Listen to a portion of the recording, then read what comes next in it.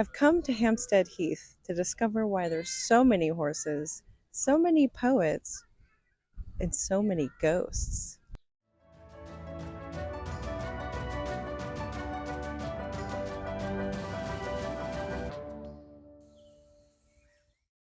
Hampstead Heath, where history, legend, and overpriced scones collide. Today, we're going to visit the Flask, Highgate Cemetery, a pond famous for bathing horses, the Holly Bush, a pub beloved by filmmakers, and a few other secret stops along the way. Walking through town, our first stop, we find the Whittington Stone. It marks the moment that Dick Whittington supposedly turned back to London after hearing the Bow Bells promise to be Lord Mayor. They had to ring the bells 3 times, I'm guessing because he wasn't very good at hearing. But the cat beside him, totally a PR stunt. There's no record it ever even existed, but it sells more postcards for Hampstead than the truth ever could. The heath itself is about 800 acres of ancient woodlands and ponds. Basically, it's London's lungs. It's been common land since the 900s, which common meant you could graze your sheep, not your ego on Instagram, and this is YouTube, so that's completely different. It really is a beautiful little village, but be prepared if you come for a visit, the hills are mighty steep. Now this is St. Joseph's Church, built in 1888. It's a neo-Gothic designed by Albert Vickers, who clearly thought arches should be as pointy as humanly possible. Inside, marble altars gleam, choirs echo like they're auditioning for sainthood. During the Blitz, its windows were actually blown out, but the church stood firm. Proof that solid brickwork and faith are a powerful combination.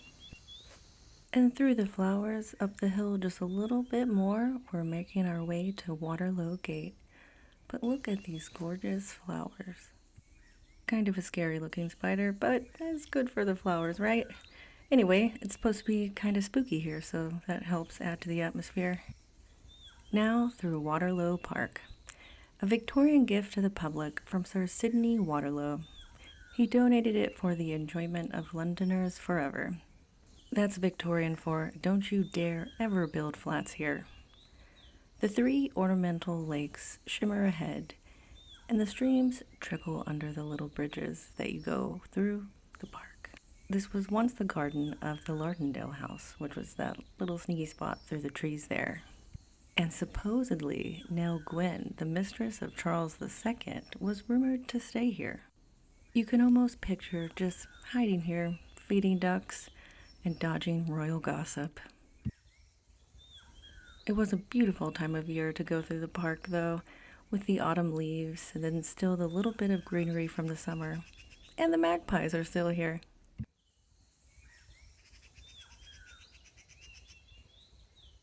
The park is just teeming with wildlife everywhere. And under this little bridge, there's a little creek where these little birds can go underneath. Although considering the amount of birds near the water and in the water, I can't say swimming would be highly recommended here, unless you're also a bird. Now just take a moment, relax, and enjoy the view of that lake.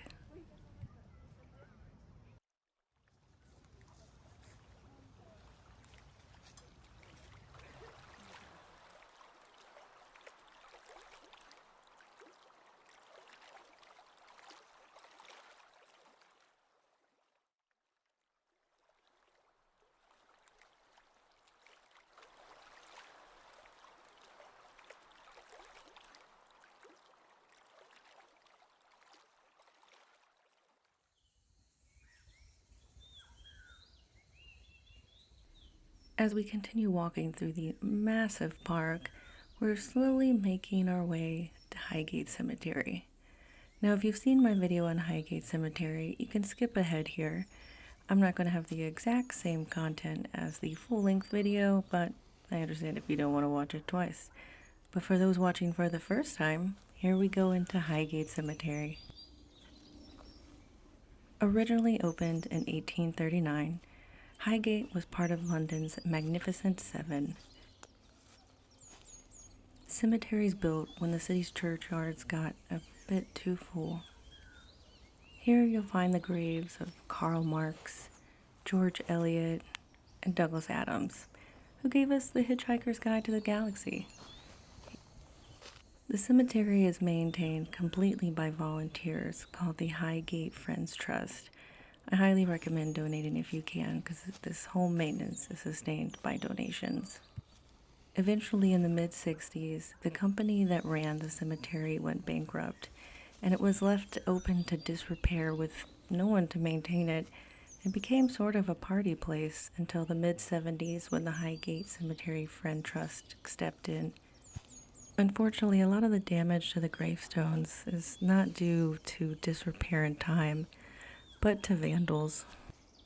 Every monument here tells a story. Lives once lived, a city's transformation, and of the people who shaped it. There were around 170,000 people buried in Highgate Cemetery. The Victorians approached death with ceremony. Their mourning rituals were elaborate, their architecture symbolic. Highgate became kind of an open-air museum of grief and art, filled with stories of ambition, stories of tragedy, and stories of love. As we walk closer to the heart of Highgate, an area lies called Egyptian Avenue, one of Highgate's most extraordinary features.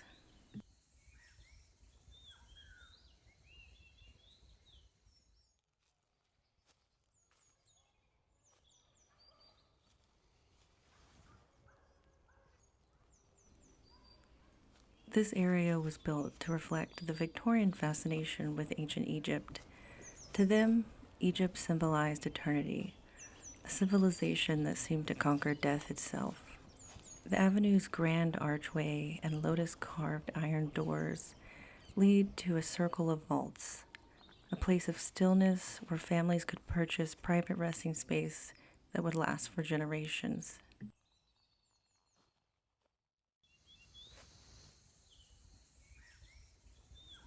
This area was one of the first areas to go under major renovations when the Highgate Cemetery Friends Trust took up maintenance. And down in this area is where the catacombs are.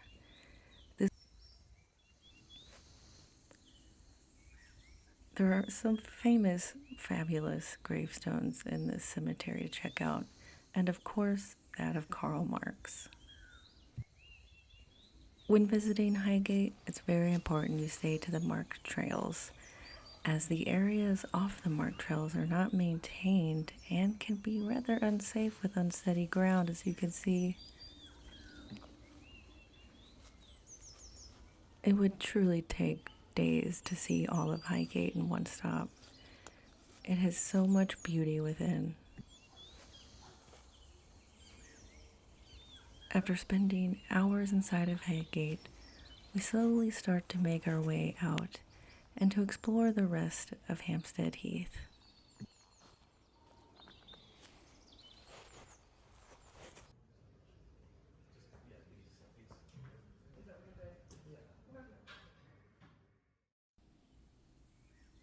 Now after that, a bit of life. On to the Queenswood Cafe. Proof you can, in fact, find a good coffee this far north. Hidden among the trees, once part of ancient Middlesex forest, it's a favorite for walkers and people who pretend to write novels. Well, it looks like we're gonna have a quick change of plans because actually, after getting to Queenswood Cafe, it was rather busy, so we're gonna head on to the pub.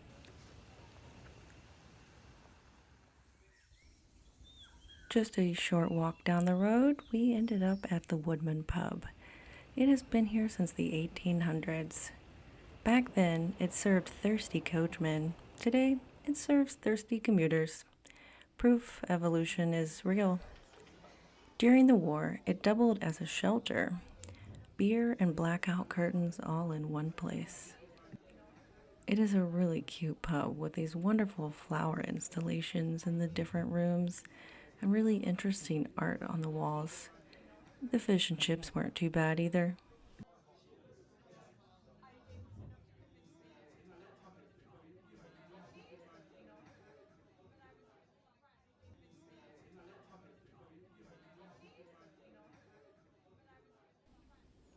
Now back on the heath. Constable painted these skies, calling them the finest in Europe, and you can see why. The clouds look hand-combed. The famous bathing ponds are here too, for men and for women, and some mixed ponds. I don't think anyone still swims in them. Well, there is one I did see a video people swim in. Anyway, you can swim in some of the ponds if you dare.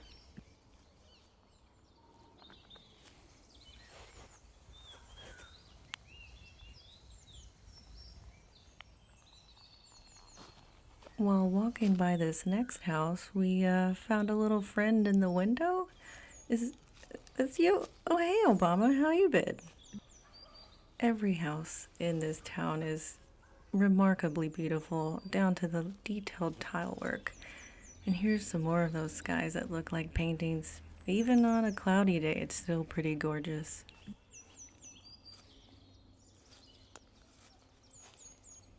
You can wander the streets in Hampstead forever. There's so much to take in visually, but definitely wear a pair of comfortable shoes, because when I say this is hilly, I'm not being sarcastic. Now, I heard something about a place here being mentioned in Dracula, and it also being a pub, so vampires and pubs, two of my favorite things. Gonna have to go find that. And here it is, the Flask. Not far from Heath's Edge, a pub that means its name. In the 1700s, people were buying flasks of Hampstead mineral water here. The very name derives from the flasks containing local water. The current building is a Grade 2 listed building and still has a mystique in the wood paneling. In literary lore, there are claims that Bram Stoker mentioned it in a connection to one of his novels. Legend also says highwaymen dig Turpin drink here, though, like most legends, the bar tab is still a little hazy. This is St. Michael's Church, completed in 1837 on one of London's highest points. Stained glass was actually done by William Morris.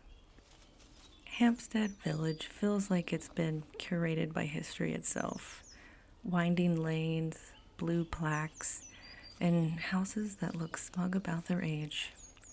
It's where Londoners come to pretend that they've left the city, then they realize the parking's worse. Kind of similar to Malibu in Los Angeles.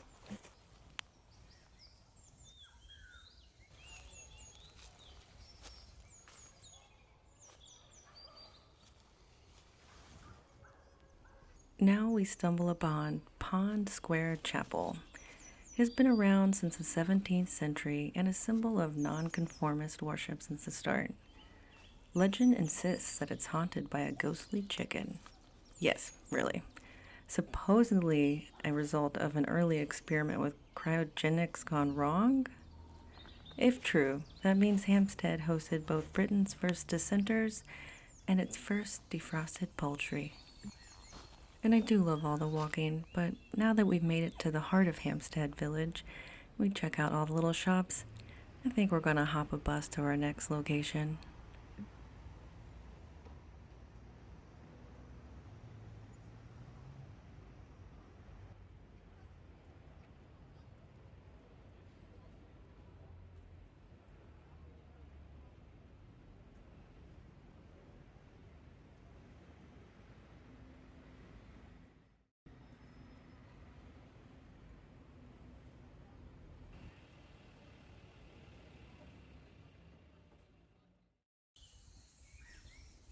Now we're to a spot with one of the best views of London, in London, Kenwood Viewpoint.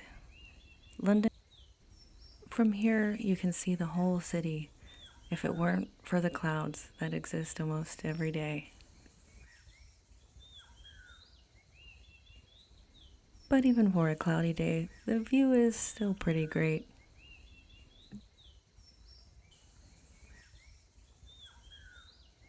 And with this lovely view comes lots of admirers. And we have this man here painting happy little skyscrapers. Now we wandered all the way up this hill to make it to Kenwood House, which unfortunately is not open today. Well, not open to us. They're having a private Halloween party, so we got to just stare over the back wall.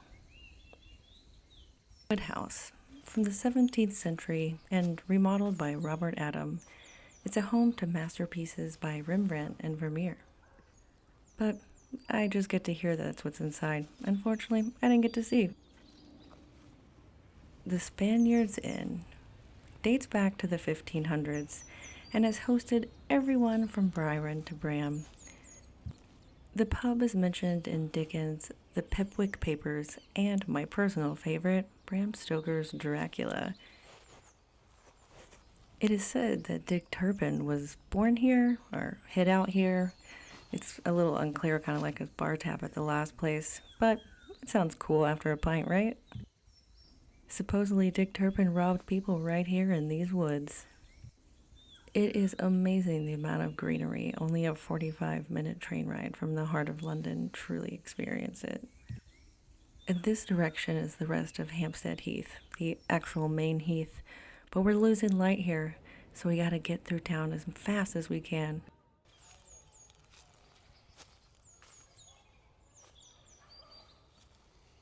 One of our last stops, Whitestone Pond. It is actually the highest natural point in London. It was once that watering hole for horses I was telling you about. Now it's mostly ducks and tourists arguing about where the nearest loo is, but that little ramp there, that's where you used to be able to take your horse right into the water and not even have to take the carriage off.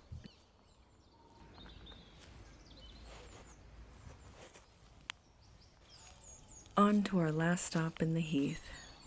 But I wanted to take a moment to just look at all the beautiful architecture before we headed out.